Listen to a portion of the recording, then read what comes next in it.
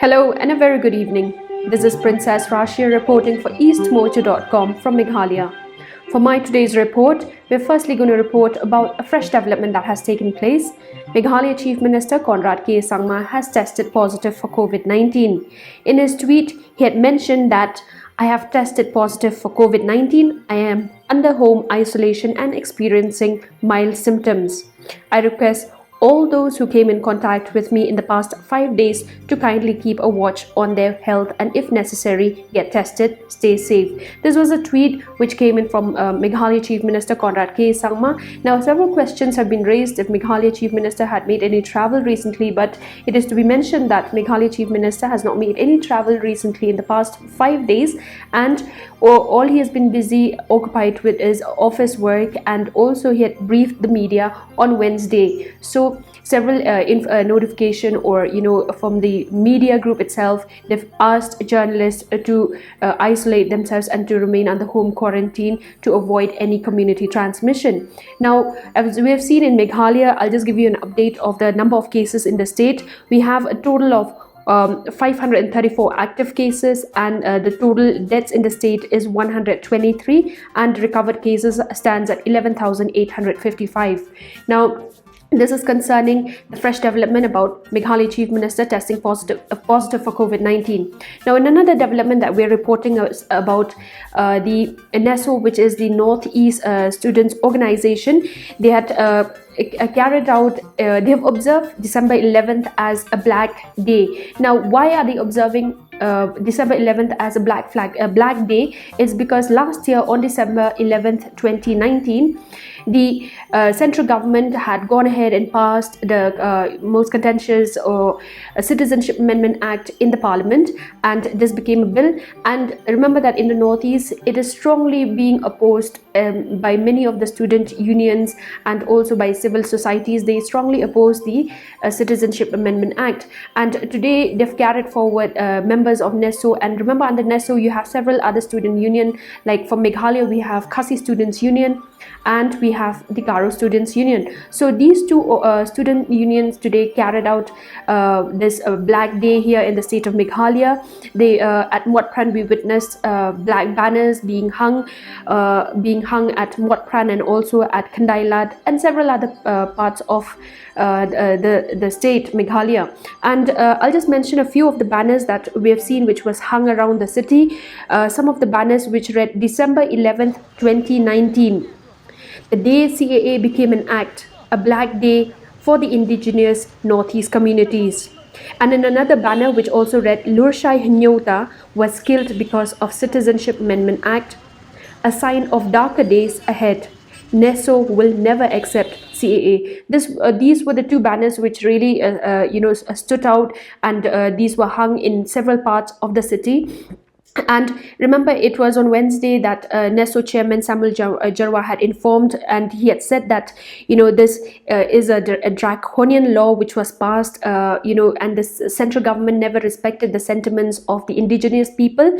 And also this observation is to give a message to the government of India that they are against the CAA 2019 Act, and also to remind the people of to remind our people of another political injustice that the government of India has perpetrated on the indigenous people of the Northeast. This was what Samuel Jarwa, the chairman of NESO, had mentioned. This is all from Meghalaya. This is Princess Rashia for East Mojo.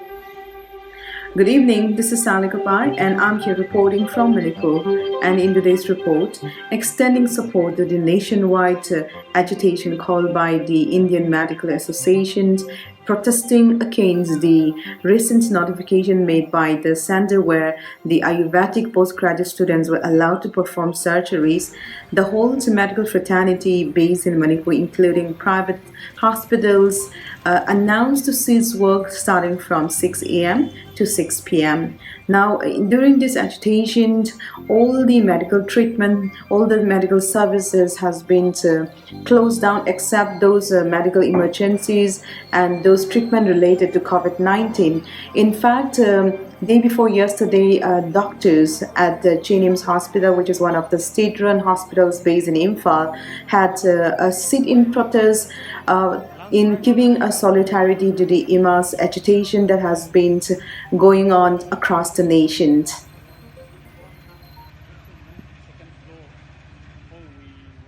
Getting the services which are related to COVID and emergency services, they are still going on, but the general OPD and other non-emergency services are stopped for today, 6 a.m. to 6 p.m. This is because the Central Council of Indian Medicine, they made one notification saying that Ayurvedic PGs are allowed to practice surgeries, including appendix removal or other major kinds of surgeries. We respect Ayurvedic system because this is a age-old system. They have also got many benefits for treating other types of diseases, but this not force on the modern system of medicine. OPD these days it's not much because of the COVID situation in the state. People are scared to come to OPDs. They think that once they come to hospitals, they can get infected. So because of our movement, that's closure of non-essential services today, there will be much impact on the life or health condition of the people, but still we strongly protest the mixing of different streams of. In another report, in fact, it's a heartwarming news. A 74-year-old man, Mr. Langtung Lung Kame from Churachandpur district, a resident of Ngaryong village, has planted a marigold along the Indo-district road. This is between Bishanpur to Kaupum Road and is also called as an Old Kachar Road. According to Mr. Kame, he planted these flowers from April to July. Now this flower has started blooming, and this specific site, in fact it's a stretch of 2 kilometers, has now become a sight to behold for passersby. According to Mr. Kame, how he got inspired is another awe-inspiring story. He once visited the Nehru Park in New Delhi, where he saw the Nehruji's Samadhi, which has been surrounded by beautiful flowers, which immediately he got awful by seeing those God-gifted nature.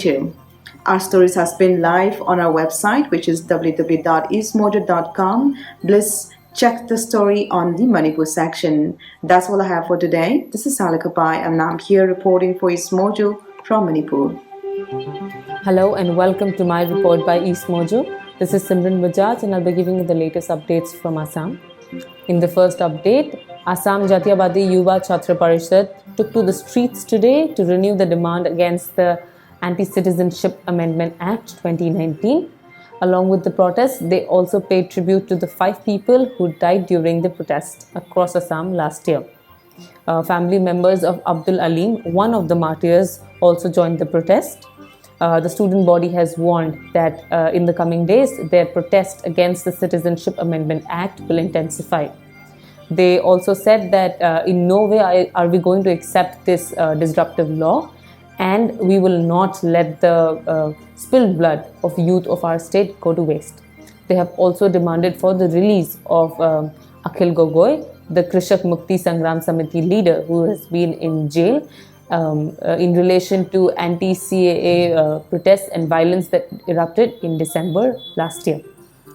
In the second update from Assam, Jadav Payang, the forest man of India, has signed an agreement with a non-profit organization from Mexico for undertaking environmental works in the North American country.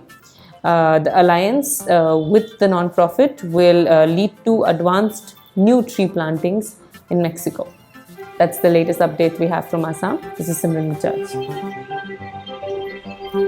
Hello and welcome. This is Chandan Pandey with the updates from Tripura. The Tripura Board of Secondary Education (TBSE) is contemplating to defer its exam schedule for the month of March till May, said Dr. Bhavtosh Shah, who is the president of the board. Speaking with reporters, Dr. Shah said that the board is closely monitoring the Central Board of Secondary Education and accordingly it will also schedule its exam, which take place in the month of March every year. The students of class 10 and 12 who are supposed to undergo the registration online could only complete 50% of the registration due to the COVID-19 pandemic. He also said that the schools in the far-flung areas could only complete 50% of the registration process. Therefore, the board has decided to extend the deadline for completing the online registration application for the students of class 10, and for the students of class 12 will be doing their enrollment offline, which is shortly likely to go online in the month of December next. He also said that in Tripura there are about a total of 27,000 teachers imparting their education in nearly 4,400 schools across the state of Tripura. Also, to inform you that there is a governing meeting which is scheduled in the month of December 16, where they will take a decision on conducting the board exams next year. Accordingly, they will take a final decision where the students will be informed when their exams are likely to take place. Speaking about the second update from the state of Tripura, the Tripura Students Federation (TSF), an umbrella organization under NESO, has been observing Black Day across the state today in protest against the Citizenship Amendment Act, which was passed last year in the Parliament, both in the Lok Sabha and Rajya Sabha. Speaking with EastMojo, John Deberma, who is the General Secretary of TSF, said that the bill which was passed in the Lok Sabha and Rajya Sabha is a threat to the Northeast region, and the tribal communities might become a microscopic community. Therefore, they have observed Black Day across the TTADC areas, and they will continue to protest against this bill unless the government takes a note and measure to roll back the amended bill which has become a law and that is affecting the lives of people in the whole of Northeast, said John Deberma. With this, we come to an end to my report from Tripura. This is Chandan Pandey.